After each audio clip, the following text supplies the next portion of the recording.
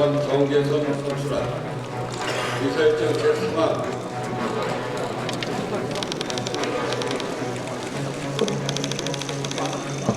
투표 결과를 말씀드리겠습니다. 먼저 헌법재판소 재판관 마은혁 선출안은, 정계선 선출안은, 조한창 선출안은 가결되었음을 선포합니다. 이번 헌법재판관 3인은 여야의 합의로 추천된 분들입니다.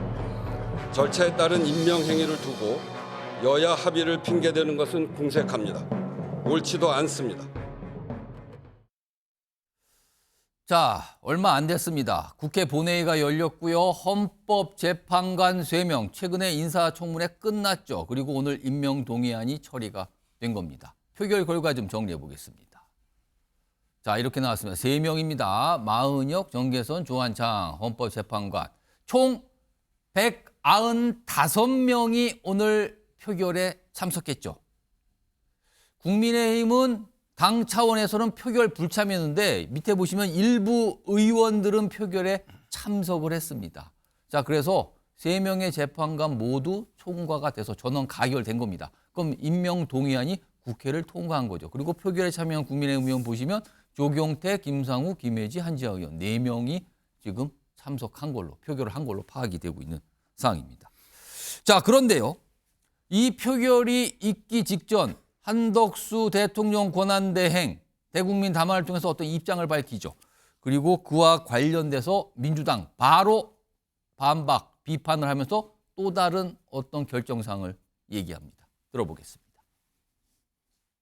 국민이 분노하고 있는데 그냥 임명하면 되지 뭐가 문제냐고 말씀하시는 분들도 계십니다만 이 문제는 안타깝게도 그렇게 쉽게 답을 정할 수 없다는 것이 저의 고민입니다. 여야 합의 없이 임명된 헌법재판관은 단 한 분도 안 계셨다는 점이 그 자리의 무게를 방증합니다. 여야가 합의하여 안을 제출하실 때까지 저는 헌법재판관 임명을 보류하겠습니다. 가장 적극적인 권한 행사인 거부권 행사를 해놓고 가장 형식적인 권한 행사인 헌법재판관 임명을 거부한다는 궤변을 늘어놓았습니다. 한덕수 총리는 권한대행을 수행할 자격도 헌법을 수호할 의지도 없음이 분명해졌습니다. 민주당은 한덕수 총리 탄핵안을 즉시 발의하고 오늘 본회의에서 탄핵안을 보고하겠습니다. 오늘 본회의에서 보고하고 내일 본회의에서 한덕수 탄핵안 의결할 예정입니다. 자, 민주당은 한덕수 권한대행 오늘 나온 입장, 이거 묵과할 수 없다. 그러면서 탄핵소추 추진한다. 그리고 오늘 발의, 보고, 그리고 내일 의결하겠다고 했습니다. 내일 오후로 예상이 되는 거죠. 자, 그럼 이 상황이 어떻게 되는 건지 우선 지금 3분 나오셨는데요. 김상일 정치평론가, 그다음에 손정혜 변호사, 서정욱 변호사 자리하고 계십니다. 안녕하십니까? 안녕하세요. 우선 손정혜 변호사, 이게 지금 복잡해지고 있는데요. 우선 한덕수 대통령 권한대행의 탄핵소추안 가결 정족수가 어떻게 되냐. 그동안 한참을 여야가 대립했습니다. 의결 정족수를 놓고 서로 다른 주장을 하고 있는 건데 이거 정리 안 되지 않았습니까, 지금요? 일단 해석의 문제로 귀결될 수밖에 없을 것 같습니다. 일단은 해석으로는요. 국무총리직을 수행하면서 국무총리의 신분을 유지하면서 생긴 사유의 경우에는 국무총리에 관련한 151석으로 정의되는 것이 맞을 것이고, 다만 이제 권한대행으로서 대통령의 고유 권한을 행사하다가 헌법과 법률에 위반되는 사안으로 이 탄핵소추안이 발의되는 경우에는 200석으로 해석하는 것이 타당한 헌법 해석이 아닐까라는 생각이 들어서요. 예. 현재 민주당의 탄핵소추안은 지금 국무총리로서의 행한 내란과 관련한 공모, 방조행위와 지금 권한대행으로 있었던 직 수행 이후에 발생된 것을 좀 혼합해서 청구하는 경우가 있거든요. 두 가지가 다 들어가 있어요, 지금 두 가지 네, 경우가. 그런 만큼 내일 탄핵소추 때는 그 국무총리 시절에 행한 위법과 위헌 사유를 명확하게 정리해서 탄핵 소추를 해서 151석의 가결 요건을 충족하는 것이 조금 더 나은 절차가 아닐까라는 생각을 하고 있는 것이고요. 예. 그렇지 않고 지금 거부권을 행사했다라던가 또는 이 헌법재판관을 임명하지 않았다는 부분은 논란의 소지가 있어 보입니다. 그럼 만약에 내일 의결이 됐는데 예를 들어서 찬성표가 190표가 나왔다는 예를 들어보겠습니다. 그러면은 한덕수 권한대행의 직무가 정지가 되는 겁니까? 정지가 안 되는 겁니까? 그러니까 탄핵 소추 사유로 위헌 위법한 국무총리 시절에 국무총리의 어떤 행위를 문제 삼았다면 직무 정지가 합당하고요. 예. 특히 이 부분과 관련해서는 저희가 논란을 제기할 필요성이 굉장히 낮은 것이 결국은 국회에서 탄핵 소추서를 헌법재판소로 송달해야 되죠. 예. 헌법재판소는 송달된 청구서를 가지고 탄핵 심판 정본을 이제 당사자들한테 전달하고 탄핵 심판 절차의 사건 번호를 부여합니다. 예. 즉 헌재가 이것을 받고 탄핵 심판의 실질적인 사건 번호를 부여한다고 한다면 탄핵 소추에 하자가 없다는 결정에 이르러서 이렇게 이행이 되는 것이기 때문에 내일 탄핵 소추와 관련해서 소추의 의결 요건이 가결이 되고 국회에서 송달서가 헌법재판소로 가고 헌법재판소에 이거를 받아서 이 절차와 관련한 실질적인 진행이 이루어진다고 한다면 의결 요건을 충족했다라고 해석하는 것이 무리가 없을 것 같고요. 예. 다만 지금 대통령 신분으로서의 어떤 권한 정지에 대한 논란이 있기 때문에 그 부분과 관련해서는 민주당이 좀 정리를 해서 소추 사유로서 이 순전히 국무총리 시절에 국무위원으로서의 신분의 사유에 의한 탄핵인 점을 좀 명확하게 해야 해석의 논란이 없을 것 같습니다. 그러니까 권한대행 시절에 있었던 일까지 탄핵 소추 이유로 포함시킨다면 이게 복잡해진다 이 말씀이네요, 지금요.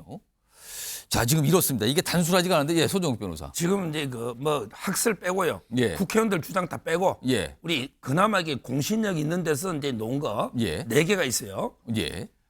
2016년에 입법조사처는요. 예. 그때는 3분의 2가 돼야 된다. 2016년. 2016년. 그다음에 그 이번에 국회 운영위 수석 전문위원도 예. 200석이 3분의 2다. 3분의 2. 2개 있죠. 예. 그다음에 이번에 입법조사처이잖아요. 우원식 의장. 예. 지금 현재 입법조사처. 예. 너는 이게 뭐라 했냐? 예. 아까 우리 손 변호사처럼 총리 시절의 그 사유냐? 예. 그다음에 대통령 권한대행 사유냐 따라서 150 다르다. 예, 다르다. 오. 여기 하나 넣었고요. 예. 그다음에 헌법재판소 주석서가 있습니다. 예. 헌법재판소 법 해설. 예. 거기에는 보면 이게 원칙은 권한 대행 때 사유만 가지고 탄핵하고 예. 3분의 2다. 이게 원칙이라는 거예요. 예. 따라서 저는 지금까지 4개를 보면요. 예. 4개를 보면 이게 무조건 150이다. 이런 사람은 없습니다. 음. 최소한 권한 대행으로 행위일 때는 200석이 필요하다. 예. 이거잖아요. 예. 근데 지금 사유 5개 중에 예. 권한 대행으로서 행한 게 여러 개 있죠. 이걸 빼지 않는 이상 민주당이 예. 빼지 않는 이상은 이게 200석이 안 되는 거예요. 자, 그러면 대통령 탄핵하면서 190석 놓은데 야, 우리 대통령 탄핵도 절반이면 돼. 이래가 이게 탄핵된 거에 우기면 됩니까? 그렇잖아요. 명백하게 200석이 필요한데 150석이 통과돼 우기면 됩니까? 저는 이게 만약에 200석 안 되면요. 예. 그냥 한덕수 대행은 대행으로서 이게 본인은 행사하고요. 예. 그다음에 최상목 대행이 행사하는 게 아니에요. 그냥 한덕수 대행이 나는 200석을 부결 선언하고 예. 그대로 이게 권한 대행직을 수행하면 돼요. 그러면 이게 목마른 사람이 우물 파듯이 민주당이나 뭐 예를 들어 국회에서 헌재에다가 권한 대행 심판이나 가처분 하든지 예. 그냥 저는 한덕수 대행은 통과 안 됐다고 선언하고 그대로 이 직무를 대행으로 의연하게 담대하게 직무 수행하면 됩니다. 이게 지금 복잡해져요, 지금. 이게 가결이 찬성표가 얼마나 나야 된다를 놓고도 지금 서로 다른 주장, 그리고 아까 말했지만 해석의 여지가 조금씩 다른 내용들이 그동안 있었거든요. 아무튼 이거는 차치해 두고요. 이거는 결국에는 헌재로 넘어가게 되면 헌재가 최종적으로 또 판단하는 상황이 가는 것 같아요. 이런 상황에서 만약에 한덕수 권한대행마저도 탄핵 소추가 될 경우는 이게 어떻게 되는 겁니까? 화면 좀 보겠습니다. 이게 처음 또 벌어지는 일이 되는 거거든요. 그러니까 지금 언론에서 쓰는 표현은 권한대행의 권한대행, 한덕수 권한대행이 직무가 정지되면 또 다른 권한대행이 발생한다. 그러니까 이 순위가 원래 있거든요. 정부에서 정해놓은 이 법상. 만약에 가정을 해보겠습니다. 한덕수 대통령 권한대행이 탄핵 소추가 됩니다.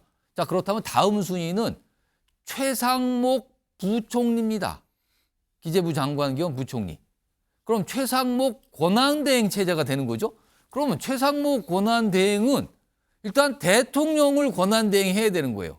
그리고 지금 한덕수 권한대행은 국무총리이기도 하거든요. 근데 직무가 정리되면 총리의 권한대행도 된다. 이렇게 또 보이거든요. 그리고 기재부 장관 원래 일을 하게 되는 거죠. 그러면 엄격히 보면 1인 3역을 맡게 되는 거 아닌가? 그래서 정부 부처 관계자가 이런 얘기를 해요. 원래는 경제를 담당하는 부총리인데 권한대행이 될 경우는 외교, 국방까지 다 맡게 된다. 경제 분야의 집중도가 떨어질 수밖에 없는 거 아니냐. 이런 얘기까지 나오고 있습니다. 그래서 가뜩이나 불안한 경제, 불확실성이 더 커진 거 아니냐. 이런 지적까지 나오는데 김상일 정치평론가. 가뜩이나 지금 사실 혼란이에요. 근데 권한대행마저 탄핵 소추가 되고 또 다른 권한대행, 다음 순위 권한대행이 나오게 되면 이게 어떻게 되는 겁니까 도대체? 그럼? 일단 먼저 분명히 해야 될 것은 예. 이 혼란이 해소되는 것, 예. 불확실성이 해소되는 것은 안정화까지 한다고 해서 해소되는 게 아니에요. 예. 정상화가 돼야 되는 거예요. 다시 말해서 대행 체제에 대해서 결론을 내줘야 돼요. 다시 말해서 탄핵이나 내란 수사에 대한 결론을 내줘야 예. 외국에서 볼 때나 이 나라는 이제 정상화가 됐다 이렇게 보는 겁니다. 예. 안정화라는 건 임시적인 거예요. 예. 우리가 환자가 병원에 가면 일단 수술을 하기 위해서 안정을 시키죠. 예. 그 수술하기 위한 안정일 뿐인 겁니다. 그건 임시 체제예요. 예. 그건 불확실성이 제거된 게 아닙니다. 예. 그러면 지금 우리가 국무총리와 그 국무위원 그리고 우리 국민이 신경 써야 될 거는 예. 이 나라를 정상화시키는 걸 하루빨리 하는 겁니다. 다시 말해서 탄핵에 대한 결정을 빨리 하고 예. 내란 범죄에 대한 수사 결론을 빨리 최소한 내는 게 예. 이게 가장 빠른 길이다 이런 걸 예. 먼저 그게 말씀드리고요. 근본적인 그 혼란이라는 거를 해결하는 게 방법이다. 그겁니다. 예. 그래서 임시적으로 대행 체제로 가는 게 혼란을 해소하는 거라고 얘기하는 거에 저는 동의하지 않고요. 첫 번째. 두 번째는 1인 3역을 하게 된다고 하는데 그렇지 예. 않습니다. 왜냐하면 국무총리가 사실상 그 직무가 정지가 되면은 예. 예. 국무총리에 대한 직무 정지된 것을 대통령이 예. 그 역할을 하는 사람을 국무위원 중에서 지정하게 돼 있어요. 예. 정부조직법에 의해서. 예. 그러면은 최상목 그 부총리가 권한대행이 되면 예. 권한대행으로서 국무위원 중에 한 명을 예. 그 역할을 지정을 해서 시키면 되는 겁니다. 직무대행을. 그러니까 국무위원들이 직무정지가 되면은 다 예. 그 아래로 직무대행을 할 수 있는 사람들이 있고 예. 국무총리의 경우에는 대통령이 지명을 해가지고 직무대행을 시키면 되는 거예요. 예. 그래서 그거는 제가 볼 땐 1인 3역을 할 필요는 없고 그리고 우리나라가 관료제를 선택하고 있잖아요. 예. 관료제라는 게 평상시에 어떤 일들을 수행하는 데는 아무 문제가 없습니다. 근데 거기에 의사결정자가 필요한 건 뭐냐? 예. 새로운 개혁을 한다거나 예. 새로운 방향으로 강하게 드라이브를 걸어서 추진을 해야 된다거나 이럴 때의 효율성이 떨어진다는 것이죠. 그러나 평상을 유지하는 데서는 관료제라는 것은 각자의 직무와 직위에 따른 직무가 다 정해져 있기 때문에 예. 큰 문제는 되지 않는다. 그렇게 얘기하면은 안정화라는 것은 예. 관료제에서 찾을 수가 있는 거예요. 문제는 이 국정을 정상화해가지고 해외로부터 그리고 우리 국민들로부터 불확실성을 빨리 예. 해소해줘야 예. 경제도 살 수 있고 그리고 외교 위기도 뭐 벗어날 수가 있고 예. 안보 위기도 벗어날 수 있는 겁니다. 그래서 지금 우리가 자꾸 지금 중간에 이런 과정을 마치 본질인 것처럼 얘기를 하는데 본질은 이 지금 혼란을 정상화시키는 것. 다시 말해서 비상계엄으로 초래된 대통령 탄핵 국면과 내란 범죄 수사 국면을 빨리 결론을 짓는 것으로 가는 것이 최선의 방법이다 이렇게 생각합니다. 근데 이건 팩트의 문제니까요. 예. 저 정부조직법 22조입니다. 예. 정부조직법 22조에 국무총리의 직무대행이라고 조문이 있어요. 예. 그래서 국무총리가 사고로 직무를 수행할 수 없을 때는 예. 기재부 장관이 겸임하는 부총리, 그다음에 교육부 장관이 겸임하는 부총리 예. 두 명이 가고 예. 그다음에 없을 때 대통령이 지명하는 국무위원, 그다음에 지명이 없을 때는 원래 계급 순서로 따라서 이게 일단은 1인 3역이 저는 맞다고 봅니다. 일단 부총리가 맡게 아니죠. 되냐. 권한 대행으로서 하면은 아까 이주호 부총리가 할 수 있는 것이고요. 알겠습니다. 거기서 안 알겠습니다. 되면은 지명을 할 수 있는 거죠. 그러니까 권한대행의 판단이 있다. 근데 일단은 역할이 늘어나게 되는 거예요. 권한대행을 또 맡게 되니까 이게 굉장히 어려운 거 아니야 이런 얘기가 나오고 있습니다. 자, 그런 가운데 내일 표결이 잡혀 있는 거죠 지금요. 이 탄핵소추와 한덕수 권한대행 탄핵소추. 그런데 사실은 본회의를 주재하는 국회의장 쪽에서는 이 정족수에 대해서 아직 미정 상태다, 정해진 바 없다, 뭐 이런 얘기까지 지금 하는 걸로 좀 알려지고 있는 상황이에요. 자, 그런데요. 최근에 민주당 내에서 나온 목소리가 최상목 부총리에 대해서는 약간 결이 다르게 평가하는 목소리가 어제 오늘 나왔습니다. 들어보겠습니다. 최상목 부총리도 그 국무회의에 참석을 했었잖아요. 최상목 경제부총리가 관련된 부분에 있어서 네. 분명한 반대 입장을 했다라고 하는 부분이 있고 또 하나는 우리가 너무 이제 일단 가정을 해서 모든 일을 얘기하기보다는 일단 한덕수 총리와 관련된 이 탄핵의 문제가 매듭이 져야 되는 거 아니겠습니까? 본인이 제일 먼저 강하게 비상계엄을 반대했다고 주장하고 있고 예. 그것에 대해서 이의가 없어요. 예. 또 가장 먼저 국무회의장을 뭐 5분짜리긴 하지만 5분짜리에서 얼마만 1분만 나오셨는지 모르겠지만 가장 먼저 뛰쳐나왔다고 해요. 예. 그런 점은 적어도 평가해 줄 만하다는 건 분명하고. 저런 얘기가 나오는데 소영 변호사, 지금 민주당에서는 차라리 한덕수 권한대행보다 최상목 부총리가 권한대행이 되는 게 차라리 낫다 이렇게 판단하는 걸까요, 지금? 예, 저분이 그 서울법대 졸업해서 행시 붙었어요. 예. 강만수 기재부 장관 때 그 특별 보좌가 역부터 해서 예. 기재부의 요직을 다 거쳐온 이런 분이에요. 지금 따라서 이제 그 상당히 평소에 원칙 이런 데 법리를 중시하는 분입니다. 예. 아마 이제 그 총리가 이번 한덕수 대행이 임명을 안 했잖아, 합의가 없다 해서. 예. 근데 저분이 갑자기 대행이 된다 해서 그러면 이게 내가 헌재 재판관 3명을 임명할까요? 아. 더군다나 이게 원래는 장관급이에요. 예. 장관급이 갑자기 저는 임명 안 한다고 저는 보거든요. 예. 결국은 이제 그 한덕수 대행하고 정책에서 차이가 없을 거예요. 아마 이게 민주당의 희망 사항으로 뭐 좀 다르겠지. 이거는 이게 그 희망에 불과할 거예요. 김상희 프로가 만약에 네. 한덕수 권한대행이 탄핵 소추가 다 직무가 정지되면은 최상목 부총리가 권한대행을 맡게 되는 거잖아요. 네. 근데 민주당에서 원하는 건 최상목 네. 부총리가 권한대행이 된다면 네. 헌법재판 3명을 임명하라 이거잖아요. 그쵸. 근데 만약에 네. 최상목 권한대행이 됐는데 네. 임명을 하지 않으면 또 다른 탄핵 소추에 또 들어가는 겁니까, 그럼? 그거는 쉽지는 않을 것 같습니다. 왜냐하면 한덕수 국무총리의 경우는 오늘 김용현 전 국방부 장관도 얘기했지만 예. 계엄에 대해서 사전에 알고 있었다라는 거잖아요. 뭐 보고를 받았다, 네. 보고했다, 뭐 이런 얘기가 그러면 나왔어요. 국무회의를 소집한 거 이런 것들이 다 동조행위잖아요. 아. 그러니까 내란죄의 공범의 혐의가 훨씬 짙어진 겁니다. 그래서 그걸 가지고 탄핵할 수 있는 것이죠. 예. 근데 최상목 부총리 같은 경우는 거기 들어가서 명시적으로 반대한 두 사람, 예. 최상목 조태열 외교부 장관 예. 두 사람 중에 한 사람이고요.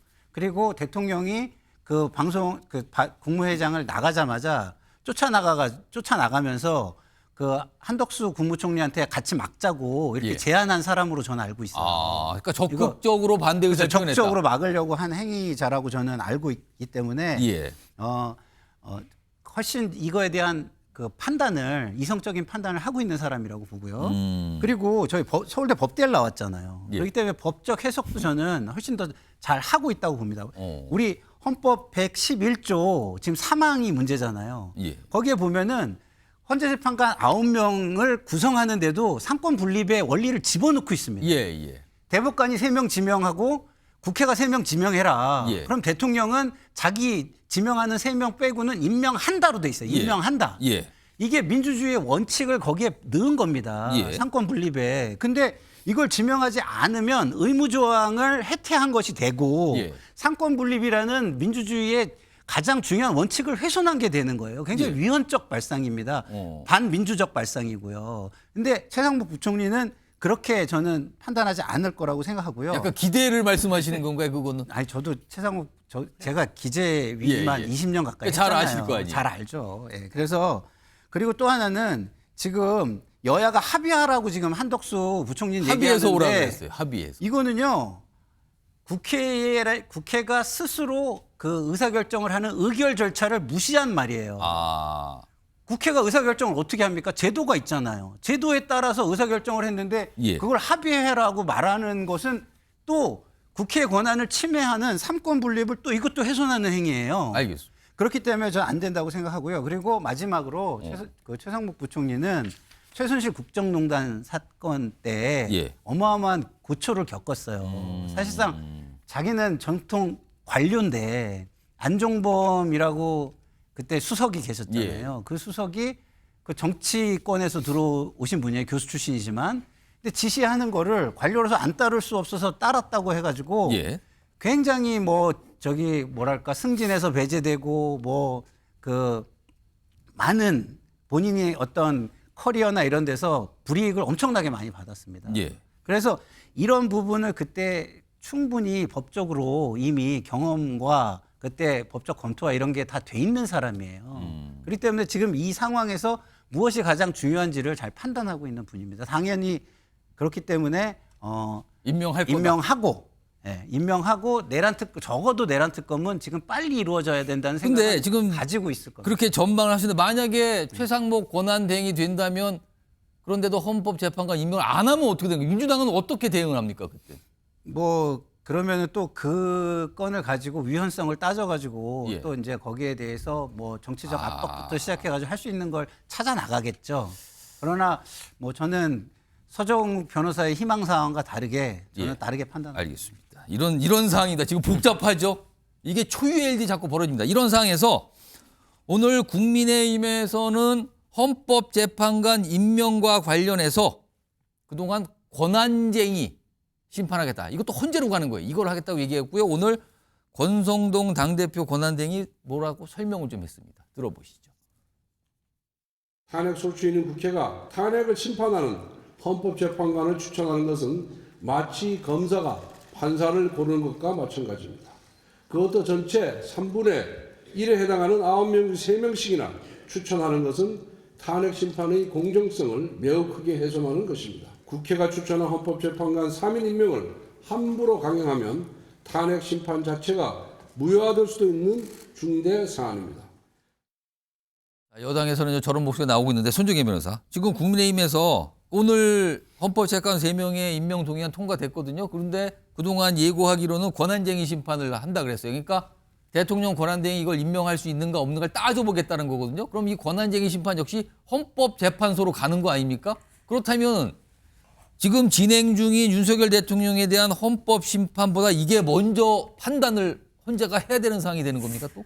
권한쟁의가 실제 들어오면 판단을 해야 될 것으로 보이고 권한쟁의 심판은 가처분도 할 수 있는 종류의 심판 절차이기 때문에 가처분도 제기할지는 좀 지켜봐야 될 것 같은데요. 예. 권한쟁의 심판은 기관과 기관 간 또는 뭐 지방자치정부와 기관 간 이렇게 헌법기관들이 권한을 서로 침해당했을 때 하는 거잖아요. 예. 근데 지금 주장하는 것은 대통령의 권한인데 국무총리 권한대행이 하는 것이 침해를 했다라는 겁니다. 그럼 침해를 받은 사람은 대통령이니까 청구인 자격이 대통령이 돼야 되는 것이 온당한데 현재로선 대통령이 지금 청구한다라는 것도 아니고 그러다 보니 청구인 적격도 지금 성립하기 어려운 측면이 있고 더군다나 대통령이 임명한다라고 되어 있고 오늘 대법관을 헌법재판소와 유사한 대법관도 대법원에서 이 권한대행이 임명을 하더라도 적법하다, 헌법질서 위반되지 않는다는 내용이 나왔습니다. 어느 정도 법리적으로 너무 명확한 사안이기 때문에 권한쟁의를 가더라도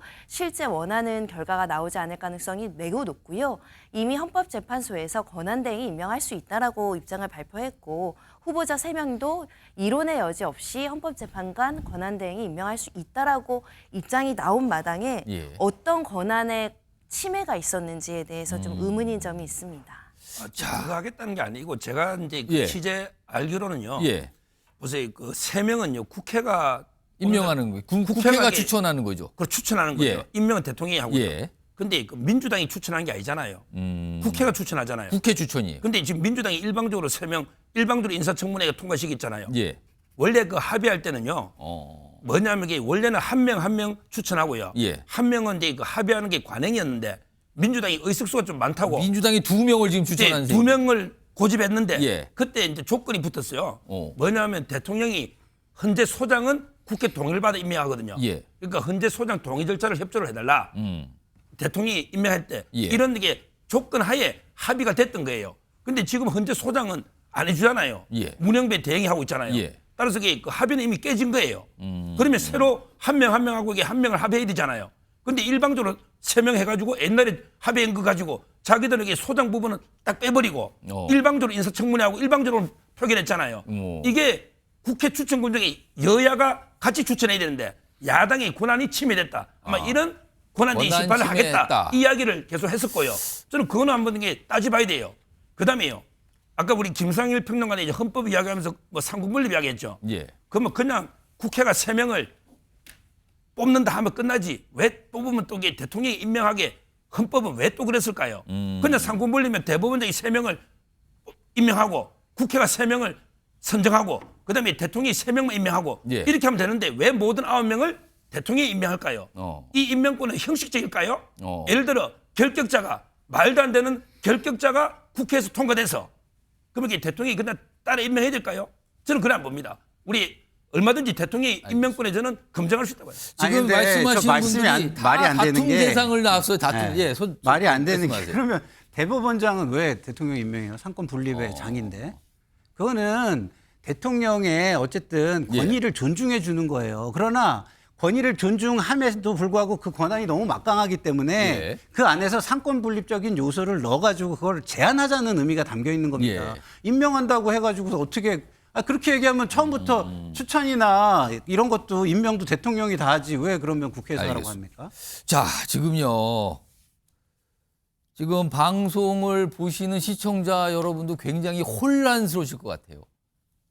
처음 보는 일들의 연속이 지금 벌어지고 있거든요. 그렇다 보니까 의견이 대립되고 해석이 충돌하고 서로 다른 주장들이 격돌하고 이런 모습들이 반복적으로 나타나고 있습니다. 지금.